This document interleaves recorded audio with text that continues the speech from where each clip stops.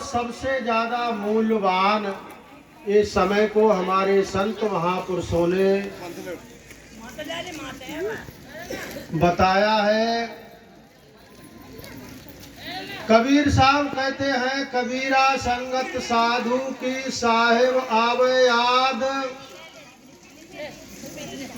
लेखे मैं सोई घड़ी बाकी सब बर्बाद। बीच में भैया ये पानी पिला करके तुमने चकल्लस चालू कर दी, शांति भंग हो जाएगी, सत्संग का काम गड़बड़ा जाएगा। कबीर साहब कहते हैं, कबीरा संगत साधु की साहिब आवे याद, लेखे में सोई घड़ी बाकी सब बर्बाद। संत महापुरुषों की संगत, उनका सत्संग और भगवान की याद आ जाए तो लेखे में सोई घड़ी बाकी सब बर्बाद। आप सब ऐसी घड़ी में प्रवेश किए हुए हैं कि जिसको हमारे संत महापुरुष मूल्यवान घड़ी बताते हैं, लेखे में सोई घड़ी बाकी सब बर्बाद। माता ये सामने बातें कर रही हो, आप बातें ना करो, बातें करो तो पीछे हट के बैठो, शांति बनाए रखे सत्संग को। तुम आगे ही से ऐसी बातें करे जा रही हो। एकाग्र सुन के सुने, एकाग्रता हो गए, बिल्कुल मौन हो गए और मोबाइल साइलेंट मोड पे कर दें, सभी मोबाइल साइलेंट पे कर दें। सभी संत महापुरुष कहते हैं कि आप भाग्यशाली हो, आप भाग्यशाली हो। सबसे शुरू से ही हमारे वक्ता बोल रहे हैं, भाग्यशाली समझना चाहिए कि भाग्यशाली हम कैसे हैं। अगर यहाँ पर आकर के हम अपनी ही बातें करे जाएंगे, काहे के भाग्यशाली है। अगर अपनी तुम बातें करे रहे, ये 2 दिन का सत्संग है, तुम काहे के भाग्यशाली हो भाई है? भाग्यशाली तो तब हो कि यहाँ पर चुपचाप इधर को ये क्या बोल रहे हैं वो सुन जाओ और जीवन में उतार जाओ। श्रवण करना बहुत जरूरी है और श्रवण करके मनन करना बहुत जरूरी है। मनन करने के बाद निध्यासन करना बहुत जरूरी है। आए हैं, बैठे हैं, चलो ठीक है कि अपनी आला गाए जा रहे हैं, हम अपनी आला गाए जा रहे हैं। 4 लोग बैठे हैं इस समय मिल गए हैं, इनकी बातें करें। ये बातें करने से आप भाग्यशाली नहीं बनोगे। भाग्यशाली का मतलब समझना चाहिए। इस गांव में बहुत लोग हुए होंगे जिनका जीते जी भी नाम ना हुआ होगा, मरने के बाद तो बात ही छोड़ो, मरने के बाद तो बात ही छोड़ दो। और दद्दा महाराज ऐसे एक बच्चे ने जन्म लिया, इस परिवार में किसी माता ने जन्म दिया है कि उसने अपने समय में भी अपने नाम को रोशन करा। परमात्मा से जुड़ने के बाद परमात्मा के नाम का डंका बजाया, आत्म ज्ञान का डंका बजाया और मरने के बाद में भी मरा नहीं वो, क्योंकि शरीर मरता है, नाम नहीं मरता है। मरने के बाद में भी वो नहीं मरे और सबको यहाँ पर आज एकत्रित करके उन्हीं के नाम का डंका बज रहा है। कैसे भाग्यशाली है, ये तो हमको सोचना पड़ेगा। आप भाग्यशाली कैसे भाग्यशाली हैं? अगर आप अपनी ही बातें करते चलेंगे, काहे के भाग्यशाली हैं? इस गांव के वो भाग्यशाली महापुरुष हुए हैं कि जिनकी आज हम सब लोग गाथा गाए जा रहे हैं और सब लोग गाथा गाते गाते गाते गाते गाते गाते गाते गाते सब धरती कागज करूं लेखनी सब बन राय, 7 समुद्र की मसी करूं तब गुरगुन लिखा न जाए। ये 2 दिन क्या चीज है? तुम 7 समुद्र की मसी कर दो, 7 समुद्र की स्याही और धरती कागज की बन जाए। जितने ये पेड़ खड़े हैं इनकी कलम बना दो तो गुरु गुण लिखा नहीं जाएगा और तुम उसमें अपनी अपनी बातें करे जा रहे हो। सुनना चाहिए सत्संग। क्या सत्संग है? हमको मिले 20 मिनट, 20 मिनट में तो तुम्हारी बात खत्म ना होगी तो हमारा क्या, उसमें हम क्या सुना देंगे? हैं? 20 मिनट में तो तुम ही ना खामोश हो गए।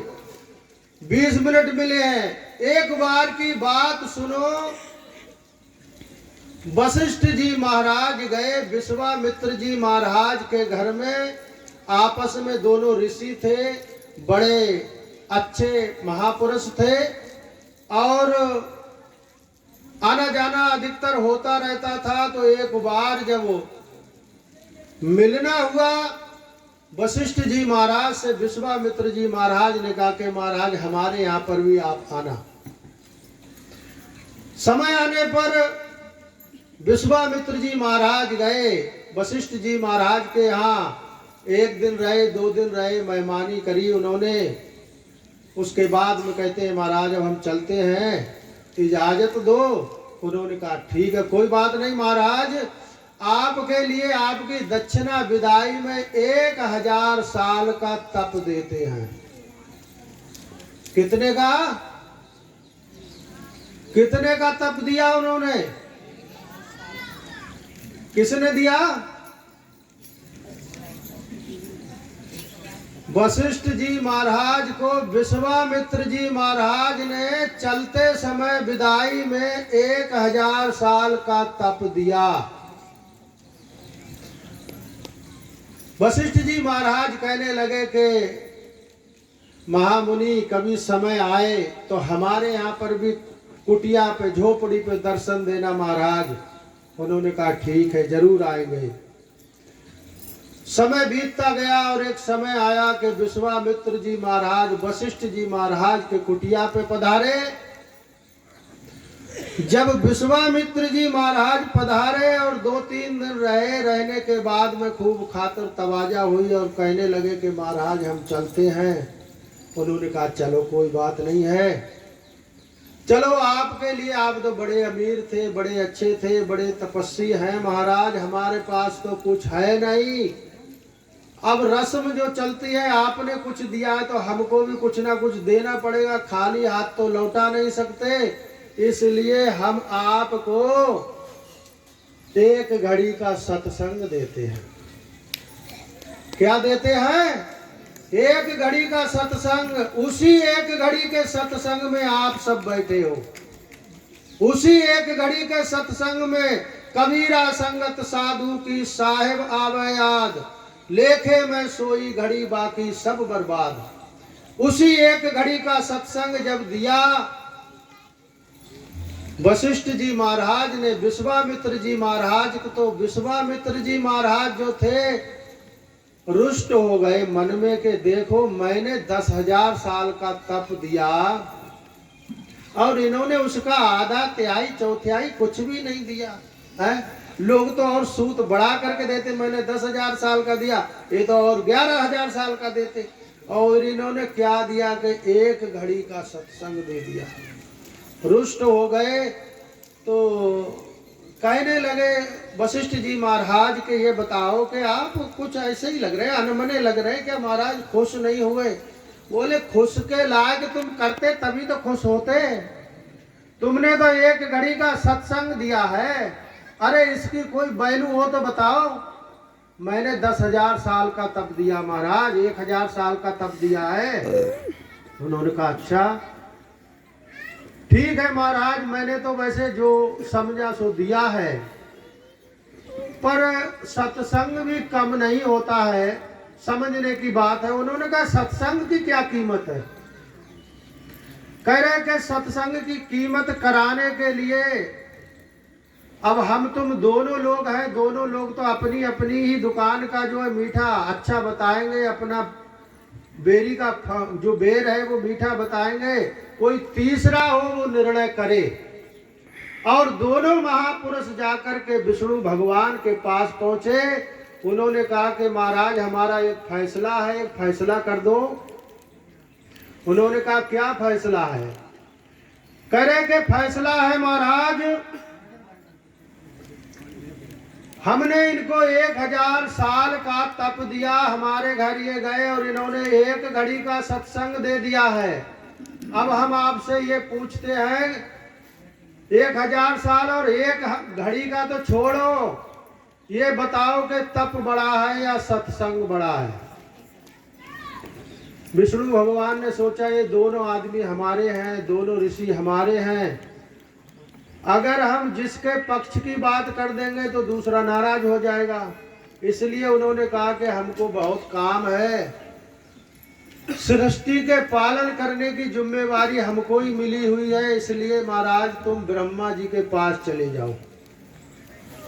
अब ब्रह्मा जी के जब पास गए दोनों ऋषि, तो ब्रह्मा जी ने उनकी बात सुनी।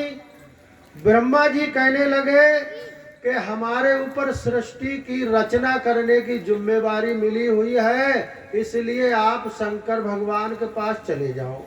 उन्होंने सोचा कौन एक के विरोध में रहेगा, एक के उसमें रहेगा, पक्ष में रहेगा। शंकर भगवान ने कहा कि ये बताओ, ये फैसला तुम मेरे पास पहली बार आए हो कि मुझसे पहले और किसी के पास में भी गए? उन्होंने सच कहा कि पहले हम विष्णु भगवान के पास गए, फिर ब्रह्मा जी के पास गए, अब आपके पास आए हैं। उन्होंने कहा उन्होंने तुम्हारा फैसला क्यों नहीं किया? बोले वो उन्होंने कहा कि हमको बहुत काम है, तुम उनके पास चले जाओ। शंकर भगवान ने सोचा इसमें दाल में कोई कालाई है। ऐसा है, देखो उनको तो बहुत काम था, लेकिन मुझको नशा रहता है, भांग का नशा में हर समय मैं पड़ा रहता हूँ, मुझे क्या पता कौन सी बात अच्छी है, तप बड़ा है, सत्संग बड़ा है, इसलिए ऐसा करो तुम शेष नाग के पास चले जाओ। जब शेष नाग के पास गए और शेष नाग के पास जाने के बाद में समस्या रखी गई। शेष नाग कहने लगे कि देखो मैं तो इस समय पृथ्वी का भार लादे हुए हूँ, तुम में से कोई सामर्थ्यवान ऐसा हो कि पृथ्वी का भार थोड़ी देर को थाम ले, तो मैं इससे फ्री हो जाऊं और आपका मैं फैसला कर दूंगा। विश्वामित्र जी महाराज ने कहा कि महाराज मैंने 10,000 साल तप किया है, मैं 10,000 साल के तप का बल लगाता हूं पृथ्वी के भार थामने के लिए, भार थम जाए। भार फिर भी नहीं थमा। जब नहीं थमा तो शेष नाग कहने लगे शेष जी महाराज, वशिष्ठ जी महाराज से कि महाराज आप ही कुछ सोचो। वशिष्ठ जी महाराज ने कहा कि महाराज हमारे पास कुछ है ही नहीं, लेकिन एक बात जरूर है, ये अंधेरे की तरफ से जाने वाले माया मोह में फंसे हुए जीवों को मैंने इनके उद्धार के लिए, कल्याण के लिए, परमार्थ के लिए निस्वार्थ होकर के इनको सत्संग सुनाया है, तो एक घड़ी के सत्संग का फल आ जाए और पृथ्वी का भार थम जाए। प्रेमियों, एक घड़ी के सत्संग का फल दिया वशिष्ठ जी महाराज ने। शेष जी महाराज, बीच में तुम ज्यादा गड़बड़ करते हो,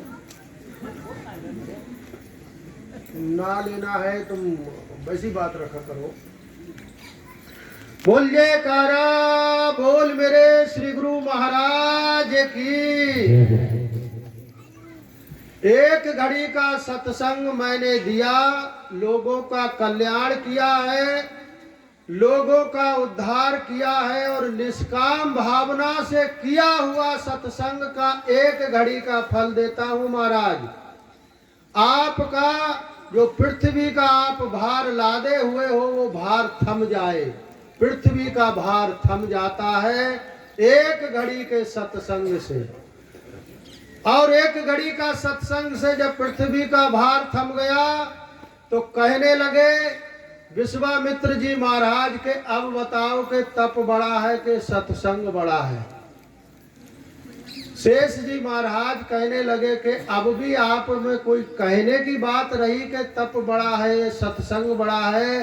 आपने 10,000 साल का तप लगाया, फिर भी पृथ्वी का भार नहीं थमा।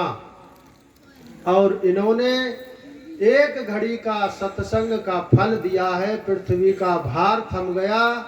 आप इसलिए सब लोग सौभाग्यशाली हो कि 1000 साल का तप भी इस सत्संग की एक घड़ी के बराबरी नहीं कर सकता प्रेमियों, इसलिए आप सौभाग्यशाली हो। सुखदेव जी महाराज कहते हैं कि तप के बरस 1000 है, सत्संग की घड़ी एक, तो भी नहीं बराबरी सुखदेव किया विवेक। अब मेरा समय जो मुझको दिया था वो समय मेरा पूरा होता है। मैं अपने पूज्य दद्दा जी महाराज के हित में, दद्दा जी महाराज के लिए 2 शब्द उनके सम्मान के लिए बोलूंगा और उसके बाद में अपनी वाणी को मैं विश्राम दूंगा। उम्मीदों के दिए दहलीज पर जलाना क्या, ऐ प्रेमियों, उम्मीदों के दिए दहलीज पर जलाना क्या, दद्दा जी महाराज के जैसे महापुरुष को छोड़कर कोई अंजुमन सजाना क्या। उम्मीदों के दिए दहलीज पर जलाना क्या और दद्दा जी जैसे महाराज महापुरुष को छोड़कर कोई अंजुमन सजाना क्या। इन्हीं के नाम की चर्चा है सारी दुनिया में। ये ऐसे आईना है मेरे दद्दा महाराज, इनको आईना दिखाना क्या।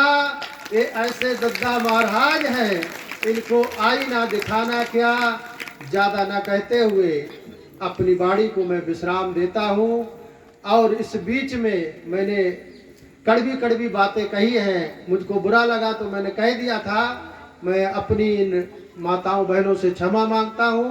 कृपा करके गुरु महाराज का बच्चा समझ करके क्षमा करना। और चलते चलते प्रेम से दोनों हाथ खड़े करके एक बार जय घोष बोलेंगे। बोल जयकारा।